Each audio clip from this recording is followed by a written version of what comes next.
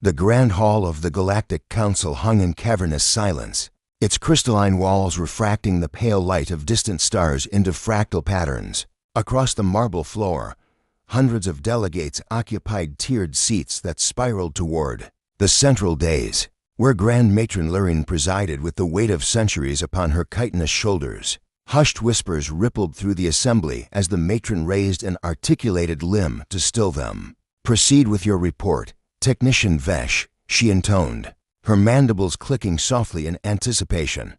Vesh of Taranleen, pale-skinned, eyes gleaming with feverish excitement, stepped forward. His uniform, dyed the deep teal of his homeworld's oceans, contrasted sharply with the obsidian sheen of the days. He unfurled a slender datapad, its holographic display fluttering to life. Round him, the chamber's acoustic dampeners softened, the hum of the star engines beyond, focusing every ear on his words. "Esteemed matron, honored delegates," Vesh began, voice wavering only slightly. "For the past 3 standard rotations, my department has monitored an anomalous signal emerging from uncharted space beyond the Orion Spur. Initially, we cataloged it as background noise. However, further analysis has revealed a repeating pulse pattern of prime number intervals 2, 3, 5, 7, 11, suggesting intentional encoding." A murmur spread through the hall. Signals of prime number timing were a recognized method of indicating intelligence, too deliberate to be natural, yet simple enough for even the most rudimentary civilization to generate. "Show us, Lurine," commanded. Vesh tapped a fingertip, and the chamber's central holoprojector bloomed into view, tracing a web of hyperspatial vectors. One thread, thin and wavering, led to the galactic fringe. "There," he said, pointing. Coordinates place the origin at a yellow main sequence star-designated Sol, in a sector previously marked as a sparse agricultural zone home to low-technology agrarian colonies only. The projection zoomed in. A small, water-rich planet came into view. Earth. Its swirling blue and green surface looked no different from 1,000 other Class II worlds, catalogued by the Council's explorers. Yet here, on Earth, something unexpected had stirred. "How has such a signal evaded our crystal nets?" rumbled Delegate Yundra from the crystalline city of Zerali Prime. Her form shimmered like living gemstone. "Our rays are precise to the femtometer. Any warp-capable vessel, any translinear communication, would have tripped our sensors." Vesh swallowed. "The signal's power is exceedingly low, comparable to subspace background fluctuations. Earthlings appear unaware of our detection thresholds, broadcasting only simple binary pulses. Their technology lacks the amplification required to breach the hyperspatial barrier." He hesitated, voice softening. "They did not intend secrecy. They simply did not know we were listening." A stunned hush followed. Lurine leaned forward, forelimbs folded. "Are there any other signs of sentient activity? Propulsion signatures?" "Orbital installations, negative," Vesh replied. "No warp signatures in the system, no megastructures, only electromagnetic emissions consistent with a single spaceport civilization, chemical rockets, atmospheric shuttles, ground-based radio rays." He added, "And yet, beyond the basic pulse, the transmissions sometimes include bursts of complex modulation, fragments of music, mathematical theorems, even vocal recordings in analog format." The hall's ambient lighting dimmed as the projection shifted to reveal snippets of the intercepted data, a series of sine wave swells that matched Baroque cello harmonies, then a cascade of prime number primes read in rapid binary, and finally, a rasping human voice intoning, "This is the observatory at New Mexico Tech. We test transmissions to our satellites. Repeat, test." 1,000 voices rose in astonishment. The Council's rules prohibited such broadcast of cultural material, yet here was a civilization broadcasting its music and its mathematics out into the void. Grand Matron Lurine tapped her gavel. "Cease the playback." The music cut off abruptly, replaced by the steady hum of the hall. "Delegate Alick, what do our protocols dictate upon discovering a hitherto unknown sentient species?" A lick of the Cetra, her lithe psionic form, glowing with subtle violet pulses, rose in measured calm. "Protocol Delta 19, dispatch an observer-class envoy to ascertain the species' capabilities. Culture and potential threat level. Initiate first contact parameters only upon establishing a minimal mutual understanding. A ripple of agreement swept through the delegates. None could remember the last time the Council had enacted. Dalton 19, the galaxy was, after all, comprehensively mapped, yet here on the fringes Earth waited, unsuspecting. Lurin regarded Vesh with a curious mixture of skepticism and wonder. Technician, are you confident in your data? We will not dispatch lives based on a fluctuating subspace blip. Vesh squared his shoulders. I have triple verified. The signal's persistence over millions of kilometers suggests a fixed transmitter on the planet's surface. I propose we send a liaison vessel set to cloak just inside Earth's upper atmosphere. We will observe for a single orbital cycle 1 Earth day and catalog all transmissions. Launch events and signs of sentient awareness. Then we will need more than a single day window, muttered Cortex Maximilian of the Retiant Order, his 3 eyes blinking in rapid succession. By their reckoning, 1 day is insufficient to grasp their linguistic nuances or cultural rhythms. Vesh nodded respectfully. I request clearance for a 7 solar day survey. That will allow for capturing their week of transmission of. Indeed, they follow Earth's 7-day cycle. Note was taken as data scribes recorded the request. A tense deliberation ensued. Some delegates urged caution, fearing undue interference. Others clamored for haste, curious to see whether Earth might already be negotiating with rival coalitions. At length, by a narrow margin, the Council voted to authorize the mission. Lurin's voice cut through the chatter. Captain Reese Solon and her vessel Soteria are directed to proceed at once. The mission parameters: stealth mode, minimal. Interference, data acquisition only. No engagement unless provoked. Technician Vesh, you will accompany the captain as liaison. Delegate Alik will provide psionic translation support. Vesh allowed himself a moment of elation before bowing. I am honored. In his mind, he already raced through the preparations, calibrating cloaking fields, programming the holodeck, linguistic matrices, assembling a team of cultural analysts. Outside the chamber's panoramic viewport, the cosmos stretched into infinity. The Council's home star, Rosetta Prime, glowed like a distant beacon against the velvet black. Beyond it lay the uncharted spiral Armand. Beyond that, Sol System, an unassuming sun with a single small planet harboring the most astounding secret. As the Council's gavel fell for the final time, Vesh allowed his thoughts to drift to Earth's inhabitants. Tall towers of glass and steel, fleeting jets of flame beneath rocket engines. The soft glow of neon cityscapes. These were worlds his people had visited countless times. Yet none, in his experience, had ever felt so hidden, so innocent of the grand stage of galactic history. The decision was made. In 7 days, the Soteria would slip between Earth's moon and its parent planet, listening, watching, and laying the groundwork for a meeting that could reshape destiny. And somewhere deep within the void, the faintest beacon pulsed on each prime-numbered beat, a reminder that even in a galaxy brimming with marvels, wonder could still be found where it was least expected. The Soteria slipped from the shadow of the Galactic Council's zero-gravity dock with a quiet hiss of ion vents. Its hull-brushed gray durasteel polished to a mirror finish reflected the swirling nebulae beyond. The Rosatian gates. On its bridge, Captain Reese Solon stood at the command console, her dark eyes fixed on the holomap of Sol's system as the last dock clamps released.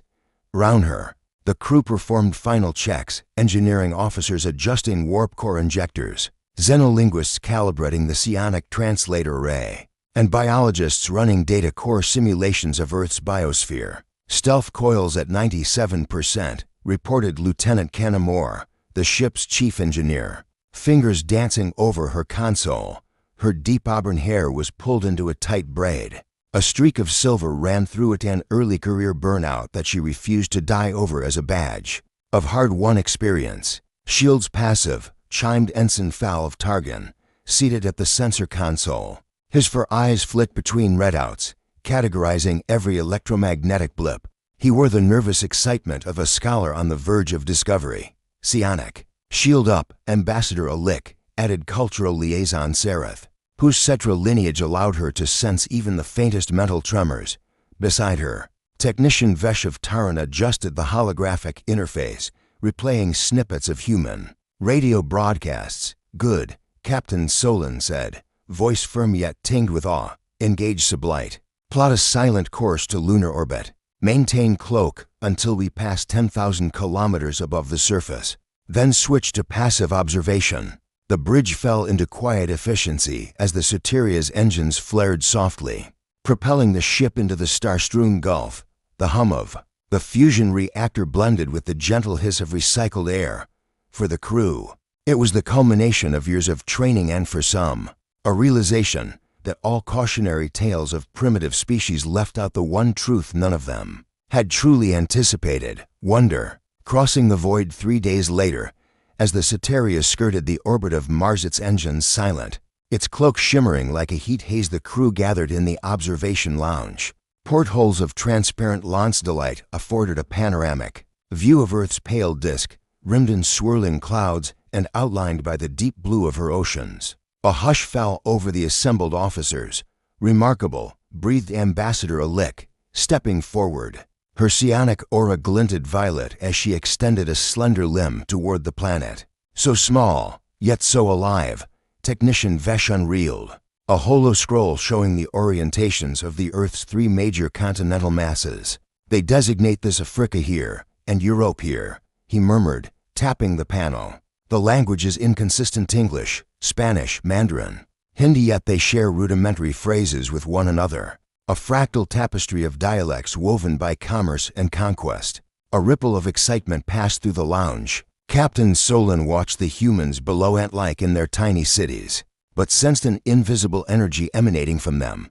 She felt, as if reaching through a veil, the thrum of ambition and fear that defined Earth's inhabitants. She addressed the group. "Remember our orders: pure observation, no interference, no matter how tempting. We are here to learn before we decide whether to make ourselves known." Her words let loose a flood of recollections. The time in the Quarlax sector, when observation turned to intervention, unleashing a decade of civil strife. The regrets of the Council over what might have been had they waited. This mission would honor the hard lessons of those past mistakes.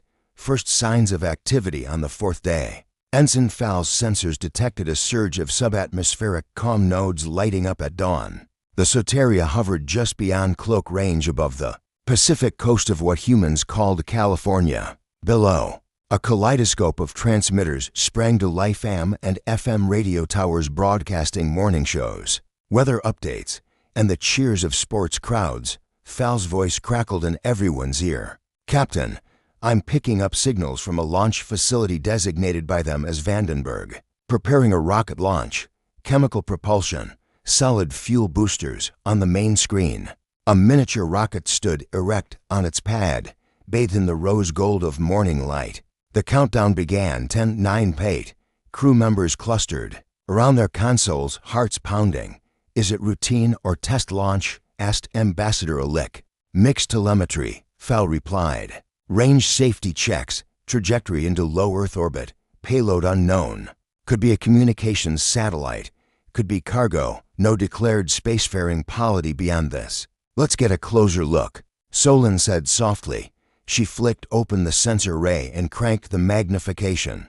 Onboard cameras' covert microlenses snapped grainy images of technicians wearing emblazoned logos. Spatcheco, Aeronautica, United Earth Coalition. The partnership between public and private enterprise was more advanced than many Council worlds had managed by this stage. The countdown reached 0.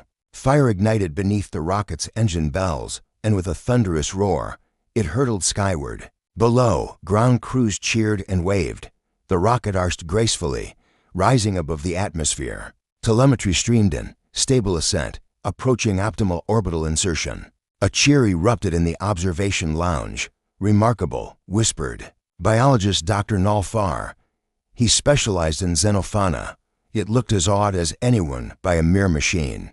Their spirit of exploration drives them forward, even as they remain bound by gravity's primal pull. Encounters of culture that evening, as Earth rotated slowly beneath the Soteria. The cultural team compiled the day's data in the Holo Library. Rekindled voices of Beethoven and snippets of Here Comes the Sun played softly over the speakers. Vesh meticulously catalogued their tonal structures.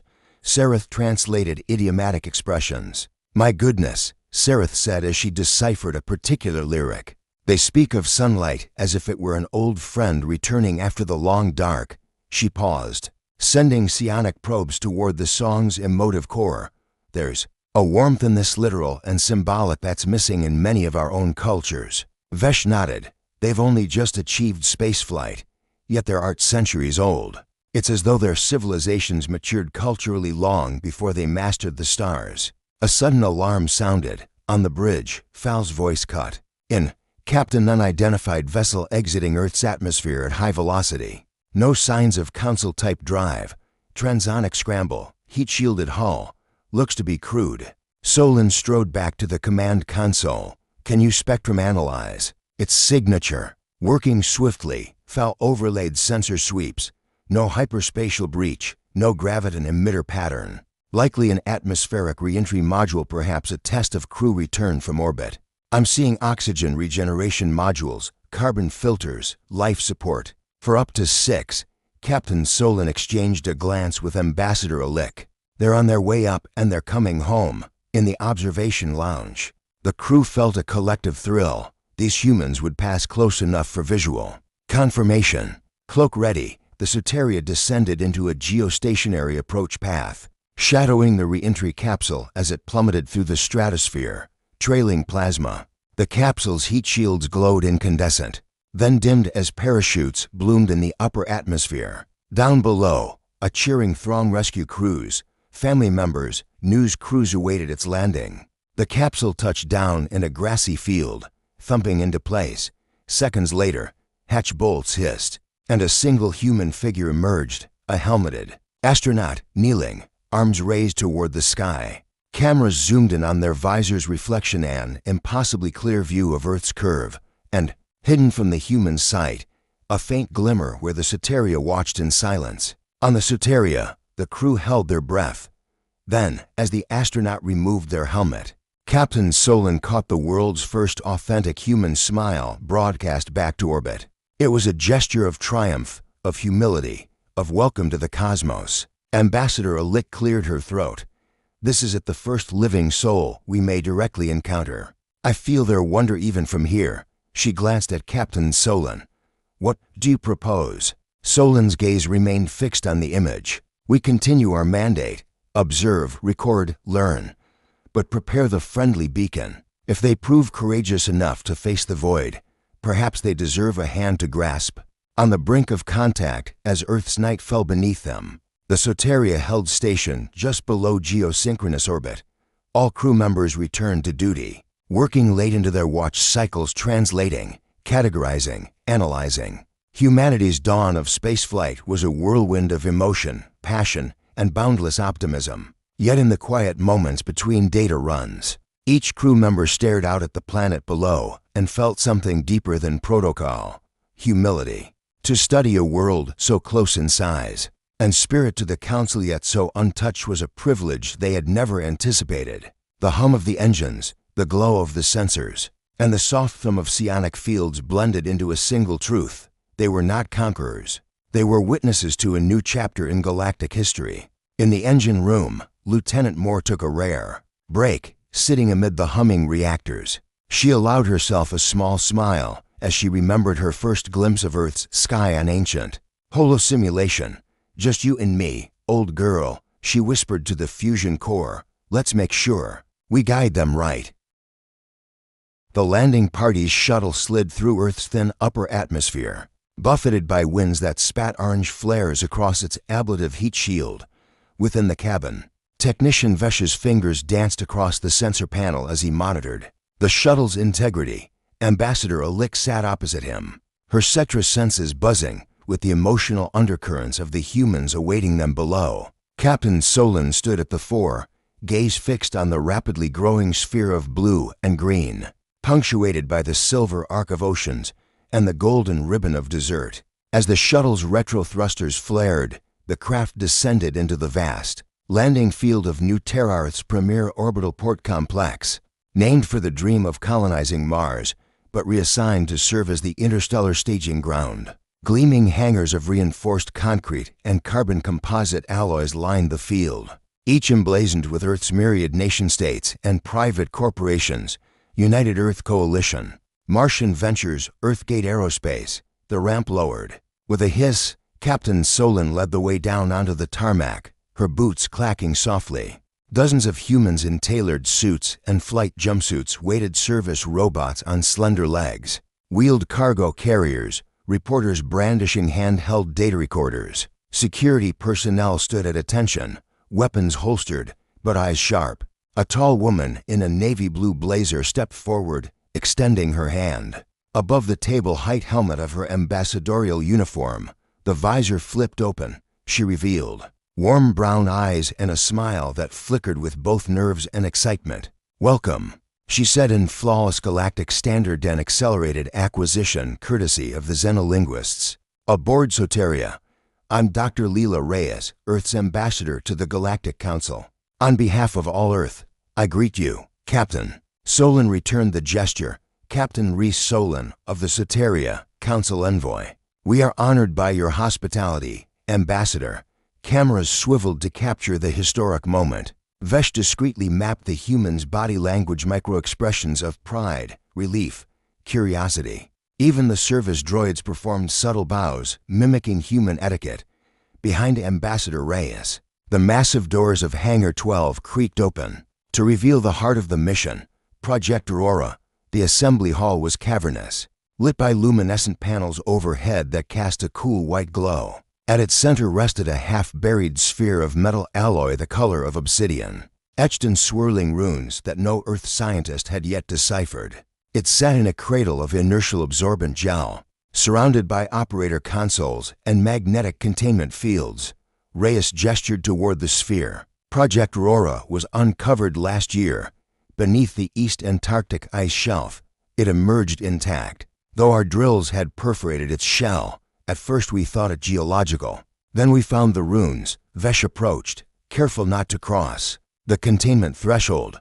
He probed the alloy with a handheld spectrometer. Nickel-titanium alloy infused with trace isotopes unknown to Earth's periodic table.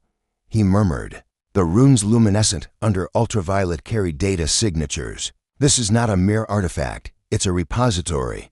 A hush fell over the assembly. In the Council's archives, every precursor artifact had been meticulously cataloged. Dataspheres, nanoscript tablets, gravitic harmonizers. The sphere matched none. Ambassador Alit closed her eyes, projecting her mind toward the sphere. Within its psionic shadow she sensed an echo, a ghost of encoded images. Mathematical structures folded like origami. "There are memories here," she said softly. "History." Leela Reyes watched the exchange, awe in her eyes. "We've been decrypting fragments, star charts of unknown systems, coordinates that don't map to any cataloged star, chemical formulas for substances we can't produce, and a blueprint of some sort, an energy matrix that might enable sublight to superluminal transition. It could redefine physics as we know it." Captain Solon lifted a brow. "Have you tested any of these matrices?" Reyes hesitated. "Only in simulations.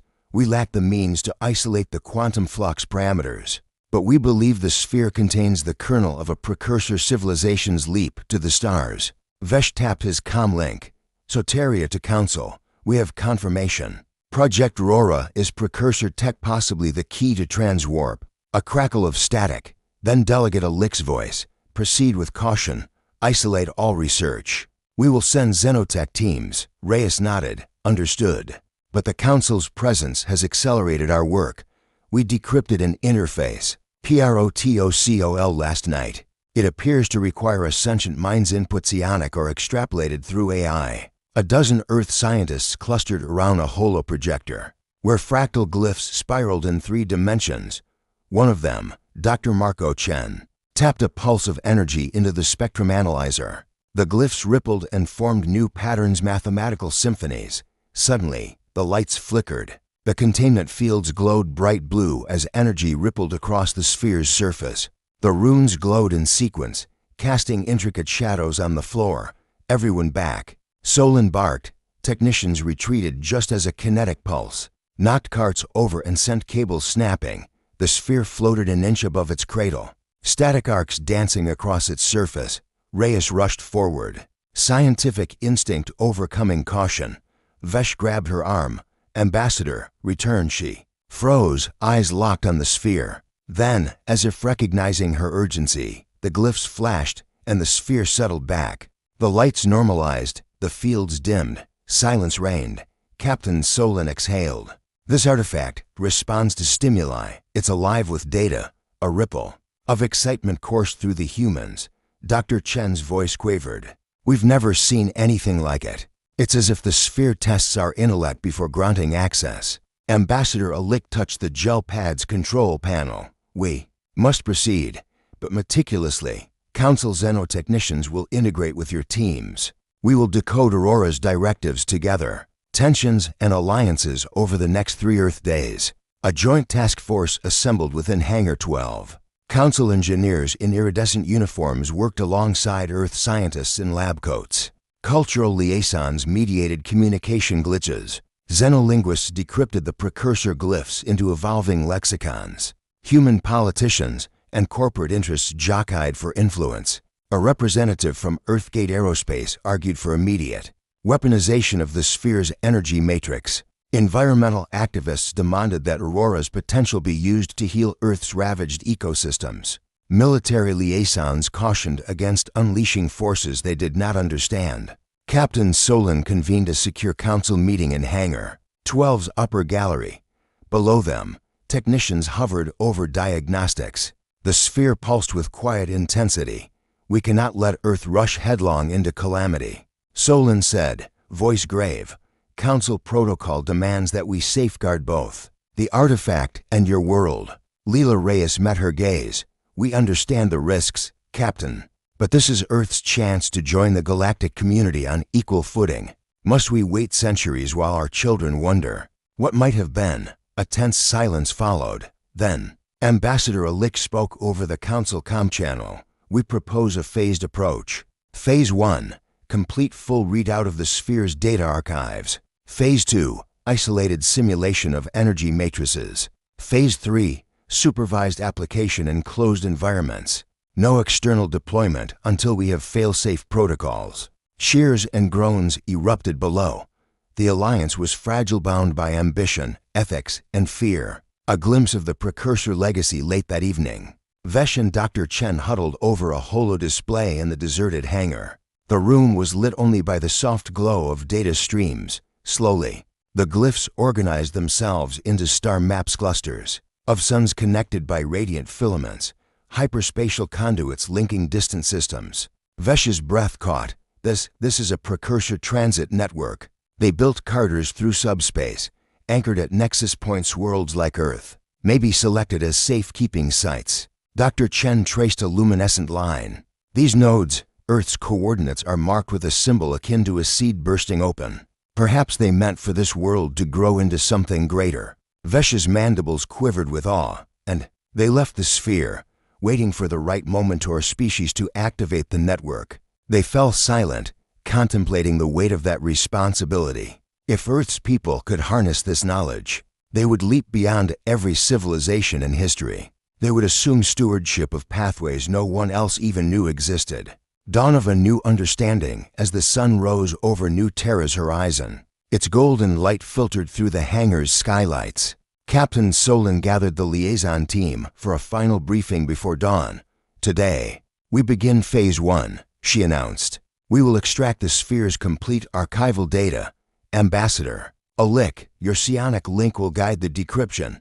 Dr. Reyes, Earth scientists will handle the translation. Everyone else, stand by for classified protocols. We make history this day." Below them, Project Aurora's sphere lay ready. Its surface shimmered as though it anticipated the Alliance's next move.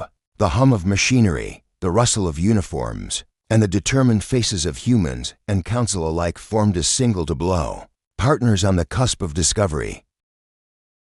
In that quiet moment just before the first data strand began to unravel, Vesh allowed himself to feel hope. Hope that Earth would not succumb to hubris.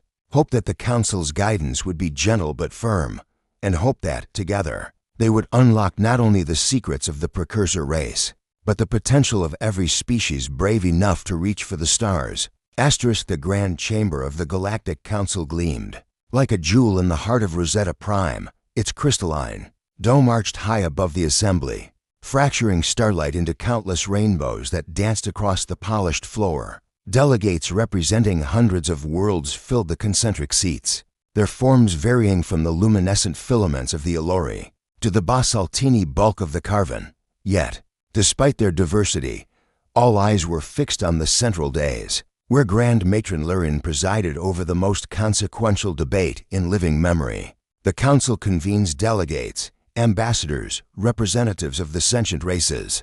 Lurin's voice resonated with solemn authority, amplified by the chamber's harmonic resonators. We gather today to deliberate Earth's status and the fate of Project Aurora. Her forelimbs tapped the crystalline gavel, sending a soft chime through the hall. Before her stood Ambassador Leela Reyes, Earth's first official envoy, draped in the deep blue of her planet's oceans. Beside Reyes, Captains Solon and Technician Vesh bore witness, their uniforms immaculate, their expressions resolute. Behind them, holographic displays showed rotating models of the precursor sphere, diagrams of subspace conduits, and data streams representing Earth's cultural broadcasts. Delegate Cortex Maximilian of the Retiant Order rose first, his 3 eyes scanning the crowd. Esteemed Council, he began. Earth has proven itself both humble and remarkably capable. Within mere solar rotations, they have decoded precursor star maps and demonstrated the prudence to collaborate rather than seize power. Yet we must ask, can they withstand the temptations of such power?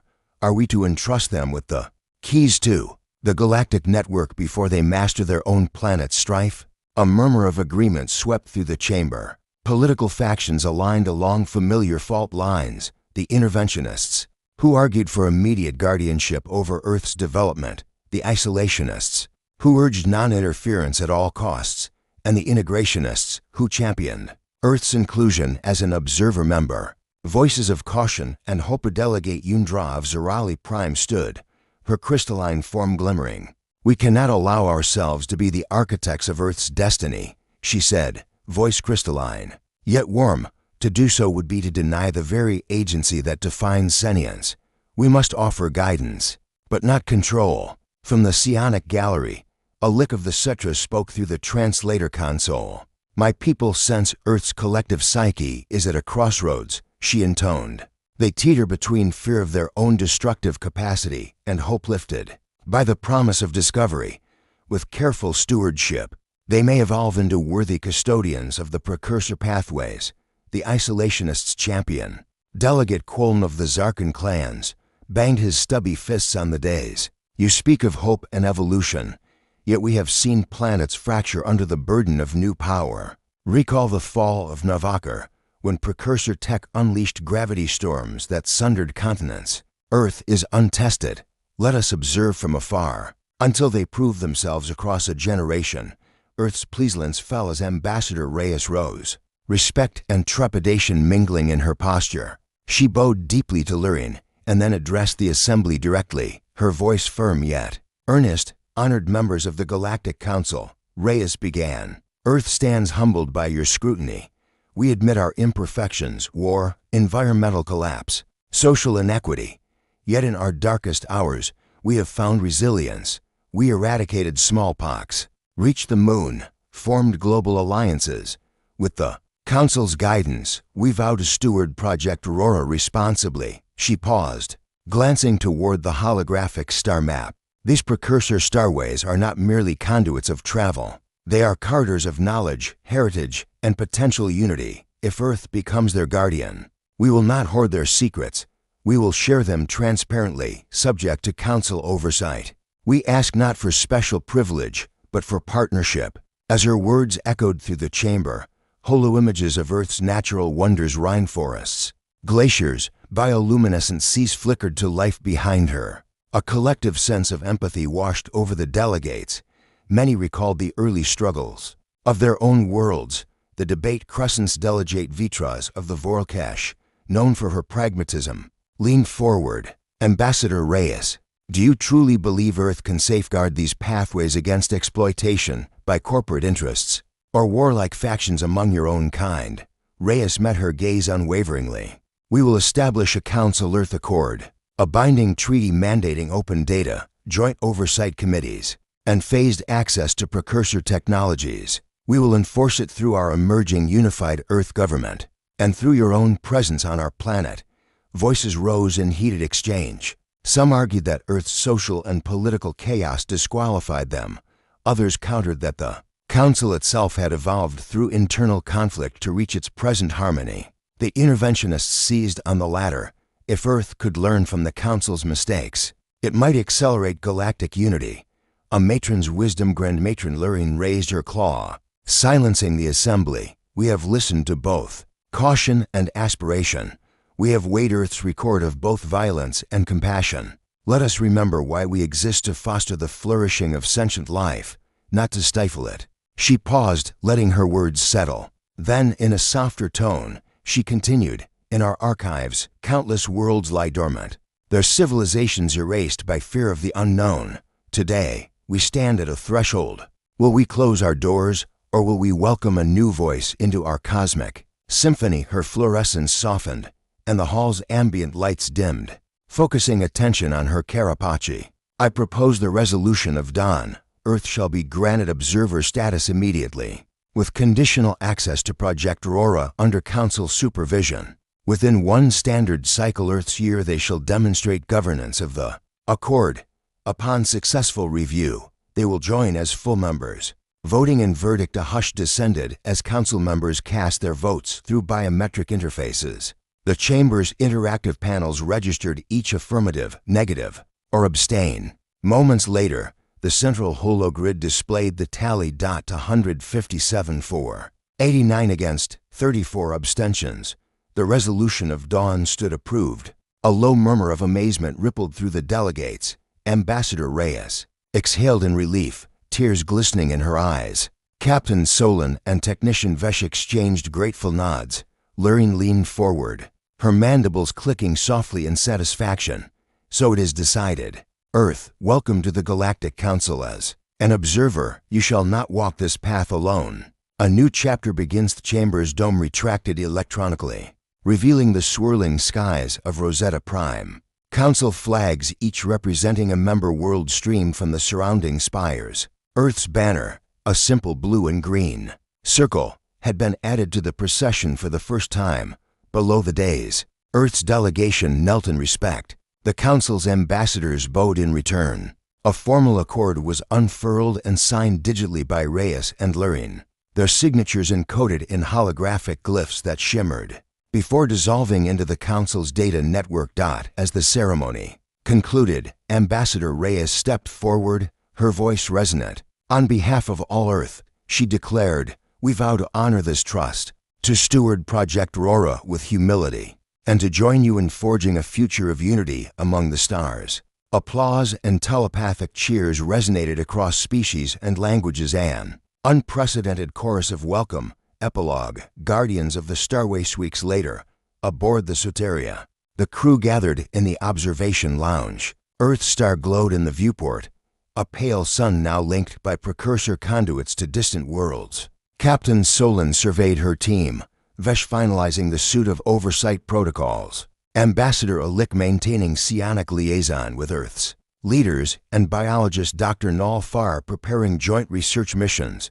Today, we witnessed history, Solon said, not as conquerors, but as partners. Vesh nodded, eyes shining. Earth's beacon has become a guidepost for the galaxy. Outside, the holographic star map hovered, a network of shining nodes and radiant filaments. Earth occupied a nexus point, its potential boundless. In the silence, the crew felt a collective wonder that a single pulse from a hidden world could ripple across the void, uniting a galaxy in anticipation of what humanity might yet become. And high above, unseen by human eyes, the precursor pathways waited, no longer dormant, but alive with possibility, seated by Earth's rival and the Council's bold embrace of a new dawn.